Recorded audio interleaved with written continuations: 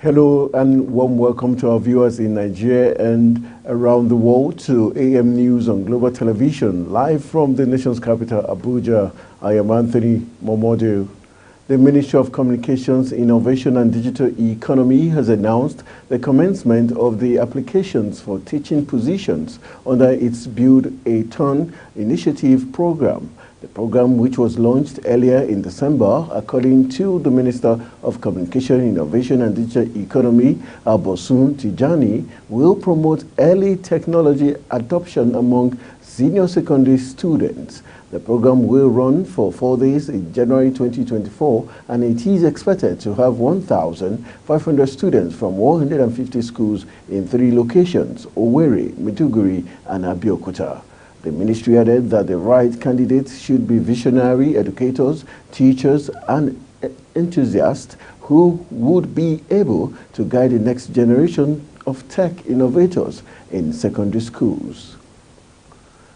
Governors of the Southwestern state under the aegis of the Southwest Governors Forum have resolved to set up a joint committee to collaborate with the family of the Arakurin Rotimi Akeredolu to give the late governor of Ondo State a befitting burial. This was disclosed on Friday by the Ogun State Governor Dakpo Abiodun during a condolence visit to the home of the Akeredolus in Ibadan, Oyo State, alongside his counterparts from Osun State, Ademola Adeleke, Biodun Oyebanji from Ekiti, while Oyo State Governor Seyi Makinde was represented by his deputy Bayo Lawal.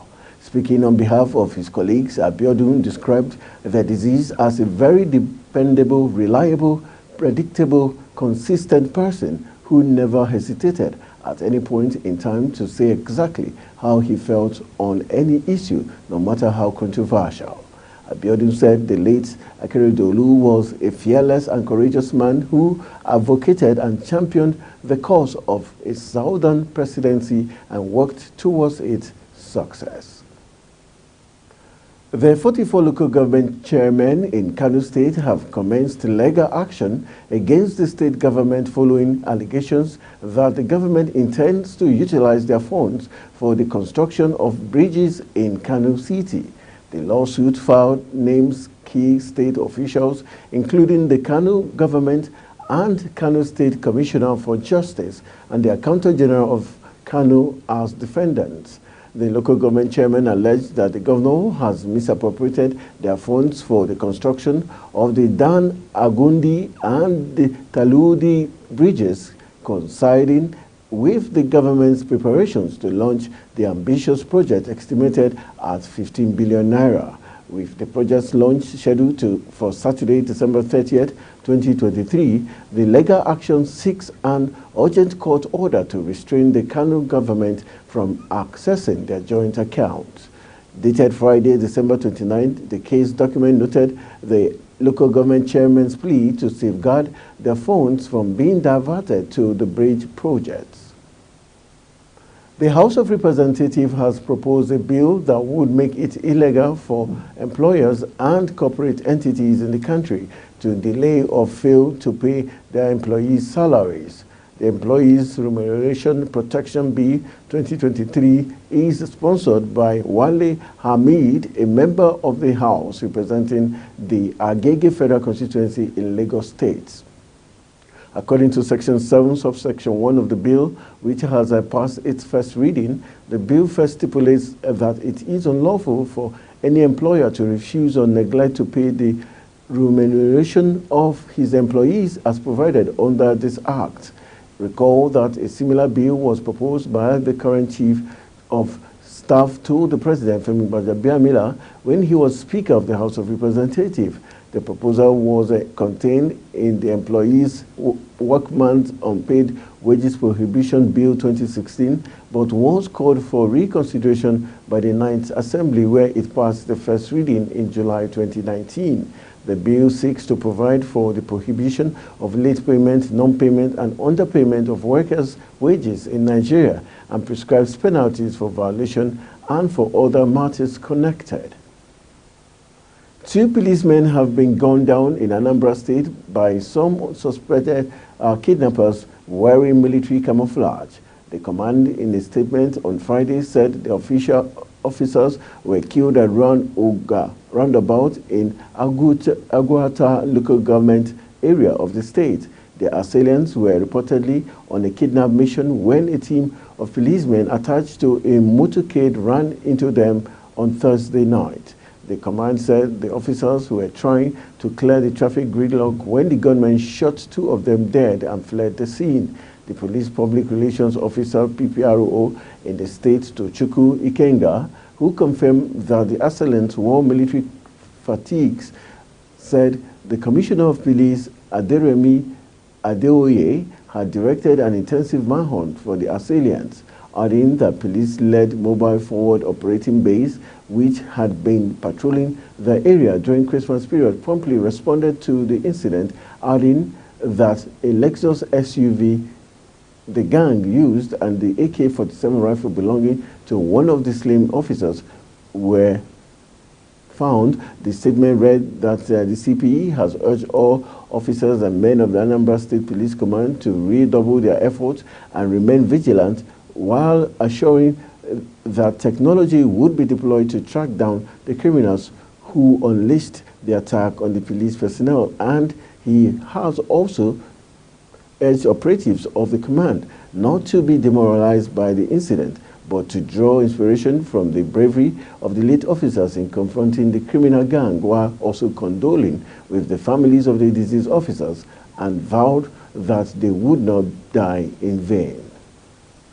Governor Basi Edet Otu of Cross River State has signed into law a budget totaling 296,985,631 naira 978 kobo, termed the People's First Budget.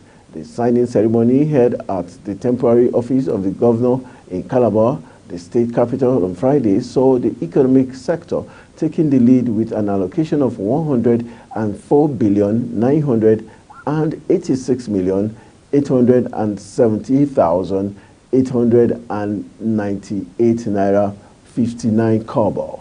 Presenting the estimate to the State House of Assembly on October 26, the state chief executive stated, "We have prioritized a higher capital expenditure over recurrent expenditure in our public expenditure structure."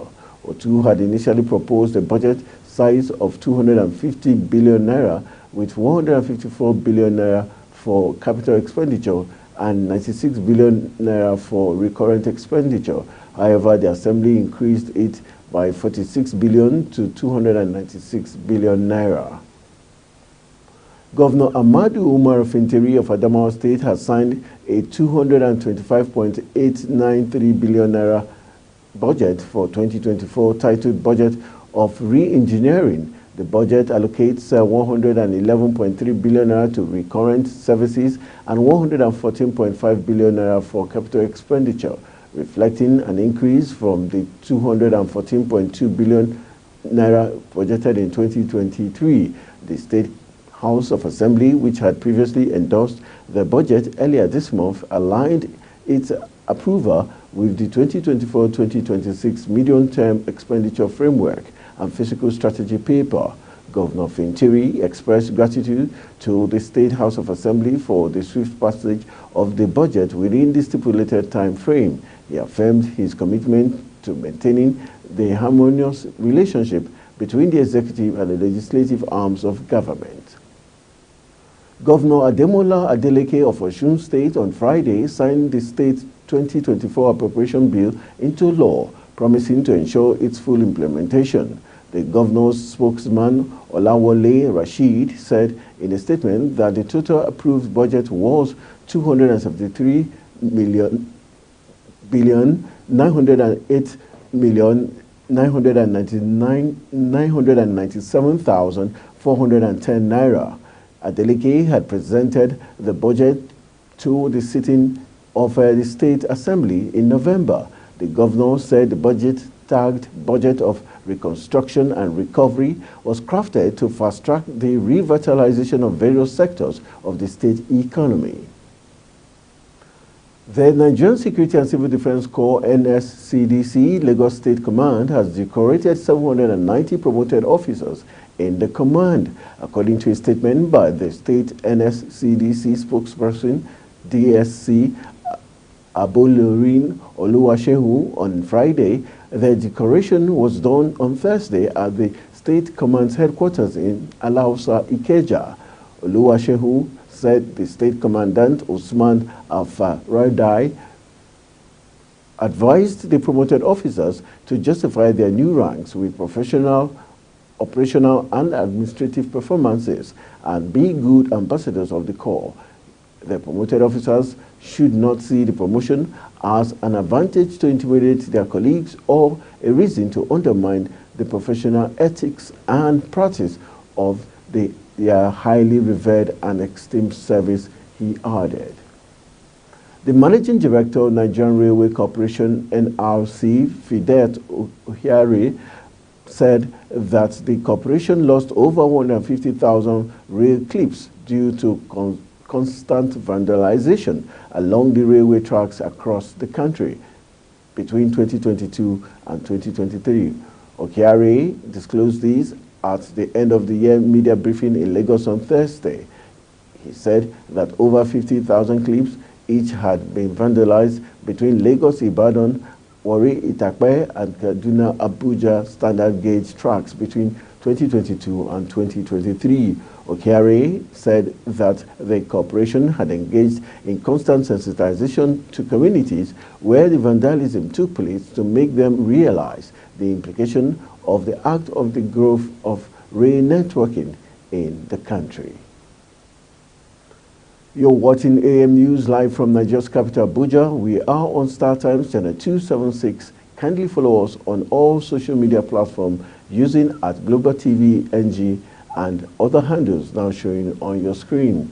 When AM News returns, Nigeria's February crude export may dip despite plan to boost production. The news continues shortly with details of these and more right after this break. Stay with us.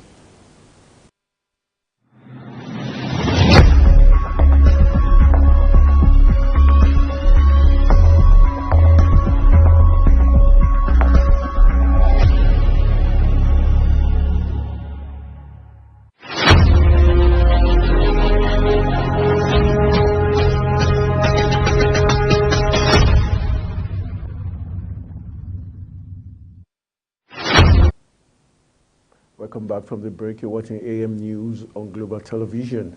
And on the foreign scene, Russian launched drone and missile strikes across Ukraine on Friday, killing at least 12 people and wounding over 70 in one of the biggest air attacks of the war. The military said 158 missiles and drones were fired on Ukraine and 114 of them were destroyed. Ukraine is urging Western allies to maintain military support after the United States just released its final package of weaponry under existing agreement. Russia tried to overwhelm Ukraine's air defenses across most major cities, launching a wave of Shahed attack drones, followed by missiles of numerous types fired from planes and from Russian-controlled territory. Buildings damaged in 6 cities included warehouses, a shopping mall, and a maternity hospital, according to officials. Several other residential and warehouse buildings were damaged.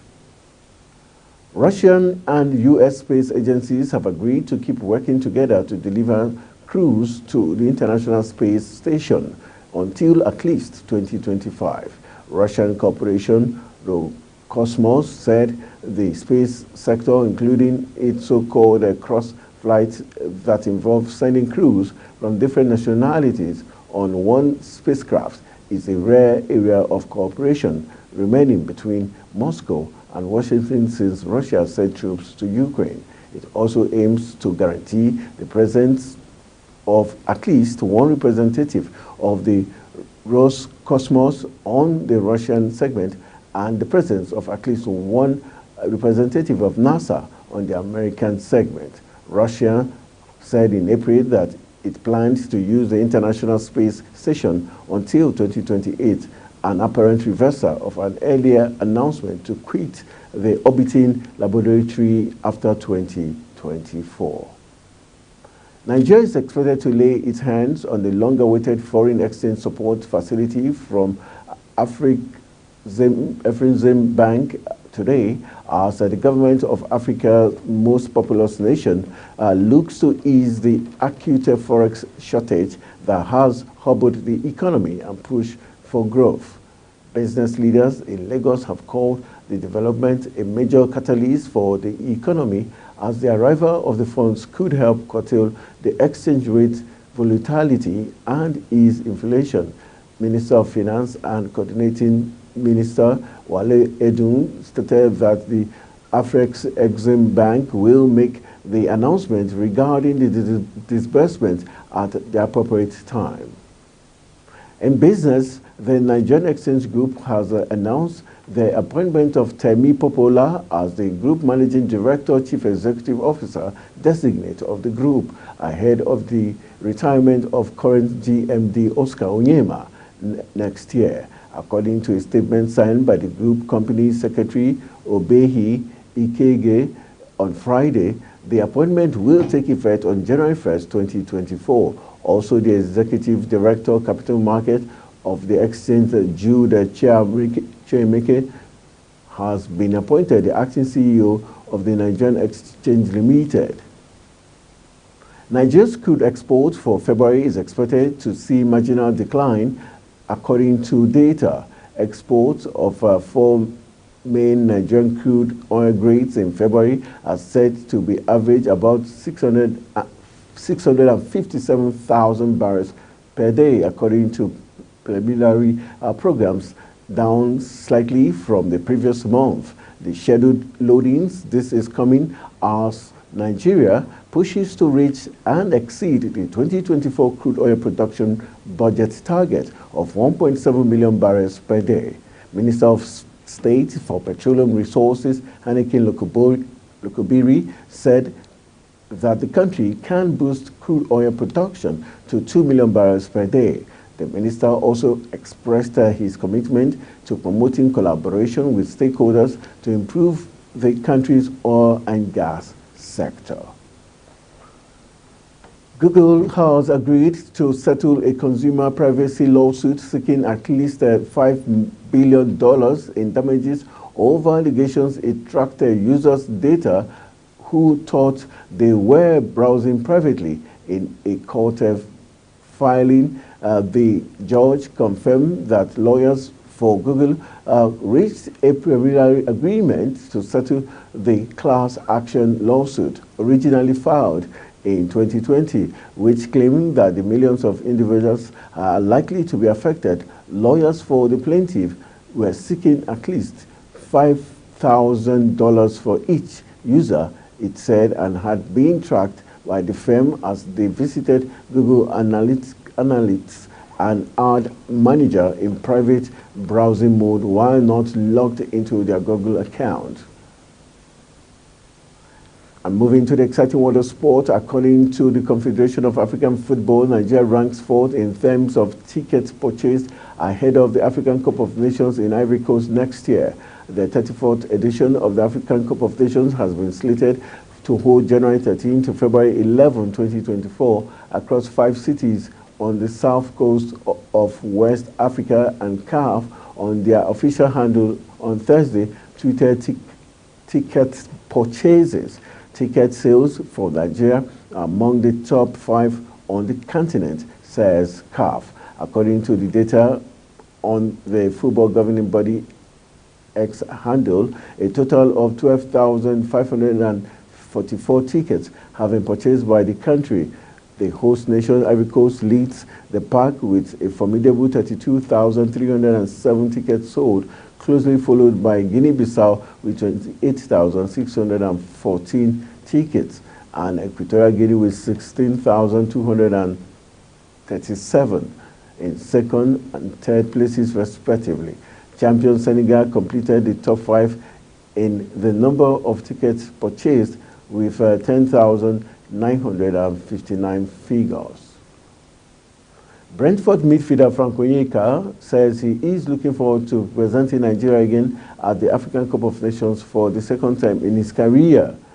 After being part of the last AFCON team, which was played in Cameroon in early 2022. Despite making the last squad, Onyeka only played 15 minutes in Nigeria's 4 matches when he came on for Kelechi Nwankali in the 76th minute during Nigeria's last group game against Guinea-Bissau. Since making his debut for Nigeria in October 2020, the 25-year-old has gone ahead to play 12 times for the country and will be looking for an opportunity to add more caps at Africa's biggest tournament.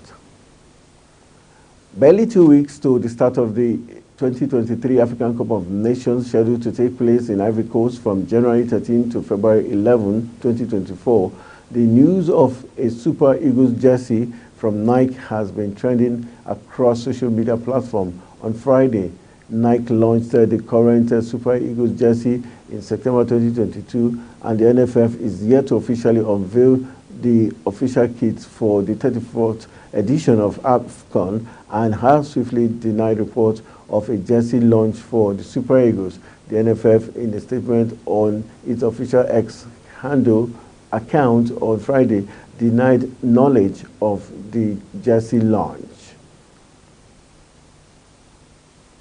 For more sports updates, let's join the sports desk for more sporting stories. Hello and welcome to Sports News Update. Let's begin from the story concerning the Gunners. This was supposed to be a Christmas that saw Arsenal put a squeeze on Manchester City, a time to put a clear air between themselves and Pep Guardiola's team, while the Premier League champions were otherwise deposed in the Middle East. But while City have been winning the Club World Cup and returning to down Everton at Goodison Park, Arsenal lost 2-0 to West Ham.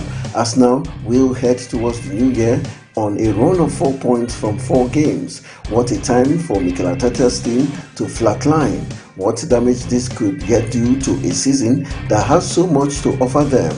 These desperate result may serve to strengthen Arteta's hand in the general transfer window. West Ham, for their part, were magnificent and now sit 6th in the table, only 4 points from a Champions League place. Missing key players and losing their master craftsman Lucas Paqueta to calf injury after half an hour, they won this through a goal in each half from Thomas Souček and Greek defender Konstantinos Mavropanos.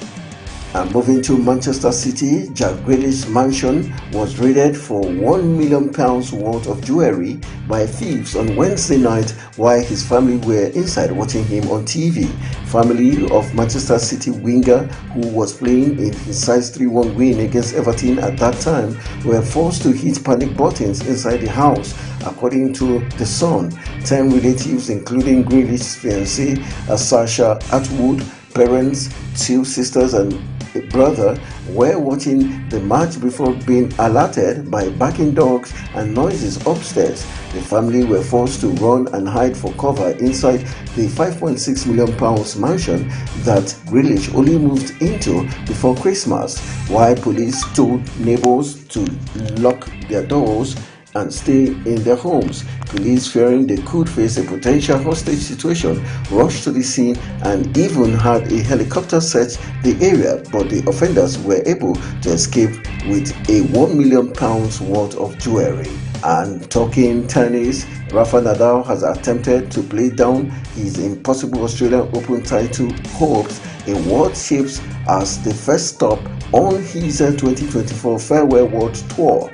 But for the Spanish 37-year-old, who is set to return at the Brisbane International from Sunday after almost a year out with injury, Australia is a place where impossible happens. The 22-time major champion last match was a round 2 loss at the Australian Open in January earlier this year, with Nadal eventually opting for surgery to fix his troublesome hip in June. Thousands of fans queued for a glimpse of the tennis great at a gathering in inner city Brisbane on Friday, when the Cherry Nadal was keen to water down the prospect of a title in the city or a third Australian Open crown next month. But he was quick to recall his Melbourne Park triumph when prompted to against the odds titles won in 2009 and 2022 that debunked the current world number 672's expectations. In 2009, he outclassed the countryman Fernando Verdasco over 5 hours in the semi-final before going the distance 2 days later in a 4-hour epic to beat Roger Federer. And moving on to Tottenham Hotspur, Agep Postecoglou blamed the tiredness of his injury-ravaged Tottenham squad after they suffered a thumping 4-2 defeat at Brighton on Thursday night. A brace of penalties from João Pedro and strikes from teenager Josh and PVC gave the Seagulls a 4-goal lead before a late onslaught from Postecoglou's side. Angelo Veliz and Ben Davies put back what seemed like consolations, only for Postecoglou's side to bombard Brighton with a flurry of shots in the closing stages. Tottenham had a host of players missing through injury and suspension, with key centre-back Cristian Romero ruled out before the game for 5 weeks and Oliver Skip missing out after picking up a late knock. And that's how we call it a wrap on the Sports News Update. I am Anthony Momodu. That's it on AM News, and it came to you live from Nigeria's capital, Abuja. We're on Star Times, channel 276. Kindly follow us across all social media platforms using @Global TV NG and other handles now showing on your screen. I am Anthony Momodu saying thank you for watching. See you soon.